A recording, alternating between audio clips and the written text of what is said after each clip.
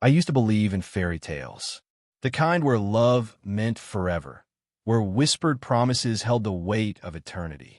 Then, on the eve of my wedding, I learned the truth. Leo stood in our dimly lit bedroom, hands shoved into his pockets, eyes darting away from mine. The tuxedo hanging on the closet door felt like a mockery now, a monument to a future that had shattered in an instant.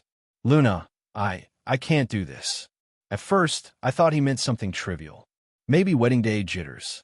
Maybe he was overwhelmed. But then I saw the guilt in his eyes, the way he couldn't even look at me. A sharp laugh escaped my throat, bitter and humorless. You're joking. I'm not. His voice was barely above a whisper, as if he were afraid to say it out loud. Panic clawed its way up my throat. We're getting married tomorrow, Leo. Our families are flying in. The venue is booked.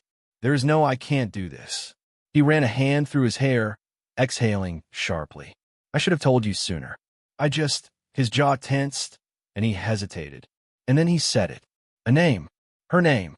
I swayed where I stood, as if the room itself had tilted. No, I breathed. The word felt foreign on my tongue. This wasn't happening. It couldn't be. I never meant to hurt you, he added, as if that mattered. As if that changed the fact that he had been sleeping with someone else while we planned our wedding. While I picked out flowers and tasted cakes and imagined a life with him. Rage flared in my chest, white hot and searing. How long? Leo flinched. Luna, how long? I repeated, voice trembling. His silence was my answer. I clenched my fists so tightly my nails bit into my palms. Get out. Luna, please. Get out. He hesitated, but when I reached for the glass vase on my nightstand, his expression twisted into something unreadable. He left without another word, the door clicking shut behind him like the final nail in a coffin. I stood there, breathing hard, staring at the empty doorway. The walls of our bedroom seemed to close in around me. This room had been filled with love once. Our love. Now it was just a graveyard of broken promises. I thought I would cry, maybe collapse onto the bed and scream into the pillows, drown myself in grief. But the tears never came. Instead, something else settled in my chest. A cold, burning resolve. Leo had taken everything from me. My trust, my future, my dignity. And I would make sure he regretted it. I didn't know how yet. But then I thought of William, Leo's father. A plan began to form, slow and sharp-edged. If Leo could betray me, I could destroy him. And I would start with the one man he would never see coming. I didn't believe in fate, but some moments felt too perfectly timed to be coincidence. Like stepping into the upscale cigar lounge Leo's father frequented, dressed in a silk dress that clung to my curves just right, my hair swept over one shoulder like an old Hollywood starlet. Like catching William Sinclair's attention the second I walked in. I knew he would be here. He always was on Thursdays. It was a routine Leo used to complain about. My father prefers whiskey and business over family. I planned to use that to my advantage. William Sinclair was an intimidating man. Tall, broad-shouldered, and always impeccably dressed, with silver streaking his dark hair in a way that made him look distinguished rather than old. His presence commanded a room without effort, a trait Leo had never inherited. And tonight, he was alone. I walked past him, just close enough that the scent of my perfume would linger in the air.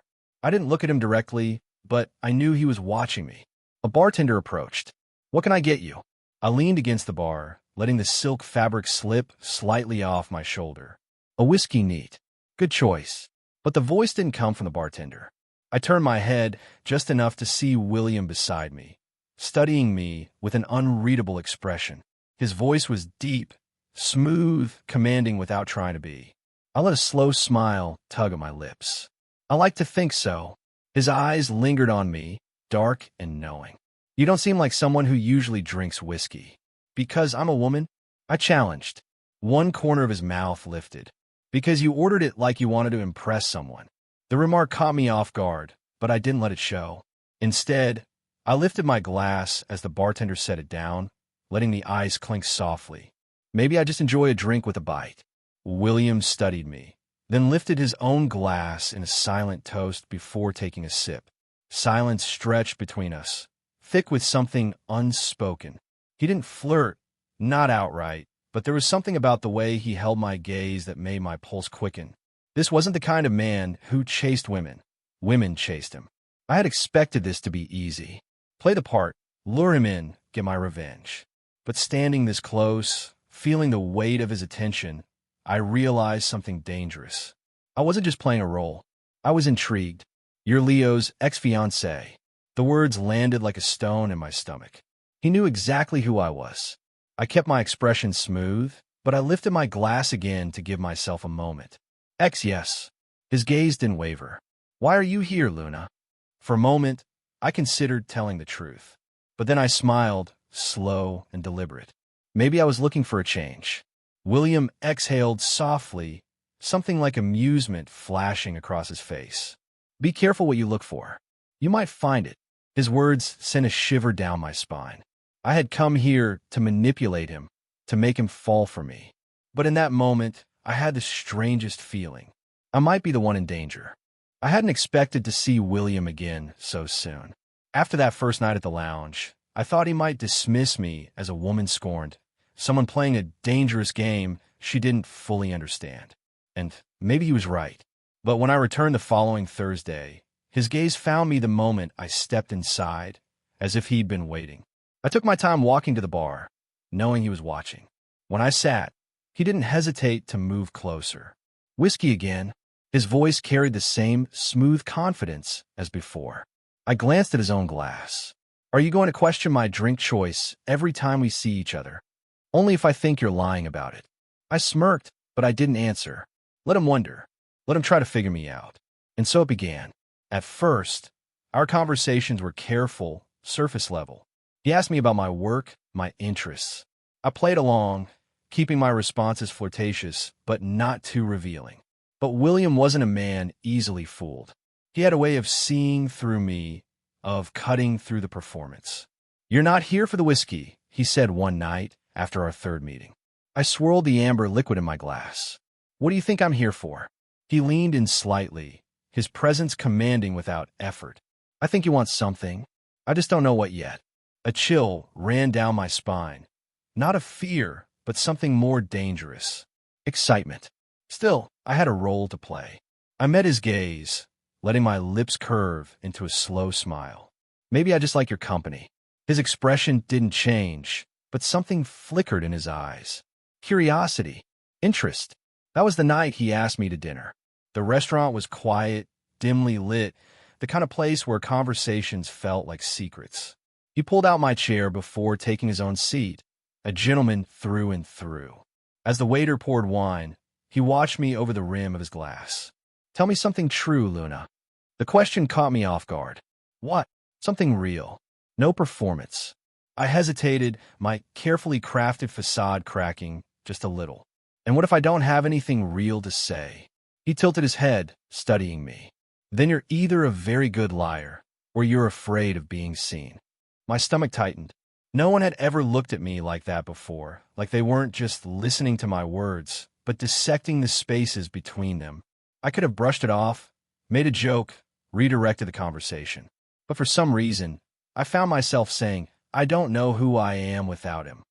The words hung between us, raw and unexpected. William didn't blink. "Leo." I nodded, staring down at my hands. We were together for years. We had a whole life planned. And then, overnight, it was just gone. Silence settled between us. When I finally looked up, his gaze was steady, unreadable. "You're more than who you were with him," he said simply. I let out a breathless laugh. "And you know that how?" His lips curved slightly. "Because I see it." A warmth spread through my chest, unwelcome and unfamiliar. I had come here with a plan, to make him want me, to use him as a pawn in my revenge. But in that moment, I realized something terrifying. I wasn't pretending anymore. The weeks passed, and we kept meeting. At first, I told myself it was just to keep the game going, to make him fall harder. But every time I saw him, I found myself looking forward to it. The way he listened, really listened to what I said. The way he challenged me, never letting me hide behind pretty words. One evening, we walked along the waterfront after dinner, the cool breeze tugging at my dress. "You're different than I expected," I admitted, watching the waves crash against the shore. William glanced at me. How so? I don't know. I always thought of you as this untouchable businessman, always controlled, always knowing exactly what you want. But you're... I hesitated, searching for the right word. He raised an eyebrow. Human. I smiled. I was going to say kind. He let out a quiet laugh. Don't spread that around. It'll ruin my reputation. I nudged him with my shoulder, and to my surprise, he nudged me back. The gesture was small, almost playful, but it sent a shiver down my spine. Something was changing between us. The tension was still there, but it was no longer a game of power. It was something deeper, something real, and it terrified me. One night, we found ourselves in his penthouse. It wasn't planned. I had meant to leave after dinner, but the conversation stretched, the wine flowed, and before I knew it, we were standing too close in his living room, the city lights painting patterns on the floor. He reached out, brushing a stray curl from my cheek. The touch was feather-light, but it sent my heart into a wild rhythm. You should go, he murmured, his voice lower than usual. I swallowed hard. Do you want me to? His jaw tensed. No. The air between us was thick, charged with something neither of us was ready to name. He could have kissed me then. I think I wanted him to. But instead, he stepped back, exhaling sharply. This is dangerous, he said. I forced a smirk. Afraid. He met my gaze, something unreadable in his eyes. For both of us. I left that night with my heart pounding, my plan unraveling. I had come to make him fall for me, but I was the one falling. I should have walked away. That night in William's penthouse, when he had stepped back instead of kissing me, I should have taken it as a sign, a warning. But instead, I found myself drawn to him more than ever. I told myself I still had control, that this was still my plan, my game. But the truth was, I wasn't sure who was playing who anymore. And then Leo found out. It happened on a cold evening, the kind where the wind cuts through even the thickest coats. I was meeting William for dinner, something that had become dangerously close to a habit. I had barely stepped onto the restaurant's marble floor when a familiar voice stopped me in my tracks. Luna, my stomach twisted. Slowly I turned. Leo stood near the entrance, looking as though he had just been punched in the gut. His brown eyes flicked from my dress to the table, where William was already seated, oblivious to the storm brewing just a few feet away. The realization dawned on him in slow, painful waves. You've got to be kidding me, he muttered, his voice low and sharp. I lifted my chin, willing my heart to stop its frantic beating. What are you doing here, Leo? What am I doing here? His laugh was humorless. What the hell are you doing here? With him. I could feel the heat of the stairs around us, the way the air crackled with tension. This wasn't how I wanted him to find out. Not like this. But maybe it was better this way. Maybe he deserved to see it. I don't owe you an explanation, I said, keeping my voice steady. Leo shook his head, running a hand through his hair. So this is it? You're sleeping with my father to get back at me. I flinched, but I refused to let it show. This has nothing to do with you. His expression darkened. Bullshit. Behind him, William had noticed us. He stood, his presence commanding even across the crowded room. The moment his gaze met mine, something in my chest twisted. He didn't know. Not fully. Not about the plan. Not about the reason I had sought him out in the first place. But Leo, he knew. He saw right through me. His voice lowered, just enough so that only I could hear. Does he know, Luna? Does he know this is all just a game to you? My breath caught. Leo exhaled sharply, shaking his head. You wanted revenge. Well, congratulations. You got it. And then, before I could stop him, he turned and walked straight toward his father. Panic surged through me. I moved, my heels clicking against the floor, my fingers reaching for Leo's wrist. Don't. He looked at me then, really looked at me. And for the first time, I saw something I hadn't expected. Not just anger. Hurt. Then he pulled away, and before I could do anything, he leaned in close to William, whispering something into his ear. Whatever it was, it made William's expression shift. His jaw tightened, his eyes darkening as he turned to me. Luna. His voice was calm, but I could hear the undercurrent beneath it. A storm was coming. I swallowed hard, but the lump in my throat remained. William, is it true? I didn't answer. I couldn't. Silence stretched between us, heavier than anything I had ever known. Leo watched, his arms crossed, waiting for the moment everything crumbled. And then William exhaled, stepping back as if I had already answered. I see. A knife to the heart would have hurt less. He nodded once, then turned and walked out, leaving me standing there, my carefully built world collapsing around me. I had won the game. So why did it feel like I just lost everything? The days after William walked away from me were unbearable. I had spent so much time carefully constructing my revenge, weaving a web of deception, but when it all unraveled, I was the one left tangled in the mess. I had thought exposing the truth would make me feel victorious. Instead, all I felt was empty. I didn't expect to hear from him again. But William was never the kind of man to leave things unresolved. So when I heard a knock on my apartment door one evening, my heart knew who it was before my mind could catch up. I hesitated before opening it. When I finally did, William stood in the hallway, his posture rigid, his face unreadable. He looked tired, as if he had spent the last few days fighting a war inside himself. I swallowed hard. You shouldn't be here. He studied me for a moment before stepping inside without permission. That was William, always in control, always decisive. But tonight, there was something different in the way he moved. He turned to face me. I need to hear it from you. My fingers curled into fists. You already know the truth. No, his voice was calm, but firm. I know what Leo told me. I need to know why. I let out a bitter laugh, arms wrapping around myself. Does it matter? It does to me. Something in his voice made my breath catch. I turned away, staring at the floor. I wanted to hurt him. Leo, the way he hurt me. The words felt heavy, thick with shame. I thought if I could make you care about me, it would be the ultimate revenge. Silence. I squeezed my eyes shut, waiting for the inevitable sound of him walking away again. But it didn't come. Instead, his voice was softer this time. And was it all a lie? My throat tightened. That was the real question, wasn't it? I had told myself it was. That this had all been part of the plan. But somewhere along the way, the lines blurred. Somewhere between whiskey-soaked conversations and quiet, stolen glances, I had stopped pretending. I turned to him then, my voice barely above a whisper. No, his expression didn't change, but something in his eyes shifted, something raw and unreadable. I took a shaky breath, forcing myself to continue. At first, I wanted to manipulate you. But then, you saw me, William. You saw me in a way no one else ever has. And that scared the hell out of me. He exhaled slowly, running a hand through his hair. You should have told me. I let out a bitter laugh. And when, exactly, was I supposed to do that? Before or after I realized I was falling for you? The confession hung between us, heavy and fragile all at once. His jaw tightened, his fingers flexing at his sides. You lied to me. I know. My voice broke, and I hate myself for it. Silence stretched between us again, but this time it wasn't sharp. It was heavy, thick with everything we weren't saying. Then, William stepped forward. Slowly, carefully.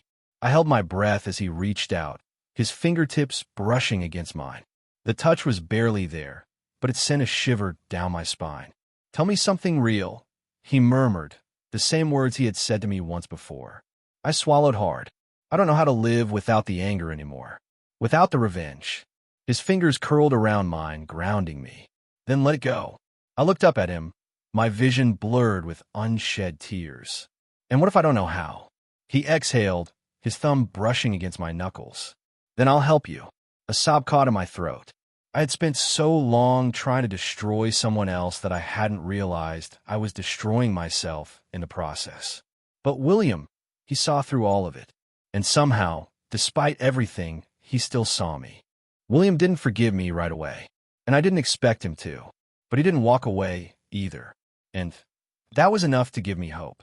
The weeks that followed were slow and uncertain, filled with late-night conversations, hesitant glances, and quiet moments where neither of us knew what came next. Leo was still furious. I didn't blame him. The damage I caused wasn't something that could be undone overnight. But oddly enough, it wasn't William he resented most. It was himself. I don't get it, Leo admitted one evening when he found me sitting alone at the bar where this all began. Why him? I looked down at my drink, the amber liquid swirling under the dim lights. Because he saw me when you didn't? Leo flinched, but he didn't argue. Maybe deep down he knew it was true. In the end, I let go of my anger. Not because I owed Leo anything, but because it was exhausting to carry. And William stayed. One evening, months later, I stood on the balcony of his penthouse, watching the city lights flicker like stars below. I think I spent so much time trying to get revenge because I didn't know who I was without the pain, I admitted. It felt like if I let it go, I'd have nothing left. William stepped behind me, his presence warm and steady. And now, I turned to face him.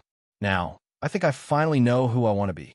His gaze held mine for a long moment before he reached into his pocket and pulled out a small velvet box. My breath caught. William. He opened it, revealing a simple but elegant ring. Not flashy, not overwhelming. Just right. This isn't about making a grand statement, he said quietly. It's not about proving anything to anyone. It's about you and me. He exhaled, searching my face. I want to build something real with you, Luna. No lies, no revenge, just us. Tears welled in my eyes. I had spent so long trying to burn everything down that I had never imagined I could build something new from the ashes. I swallowed hard, then nodded. Yes. His lips curved, and when he slipped the ring onto my finger, I realized something. This wasn't the victory I had set out to claim. It was something far better. It was love, and this time it was real.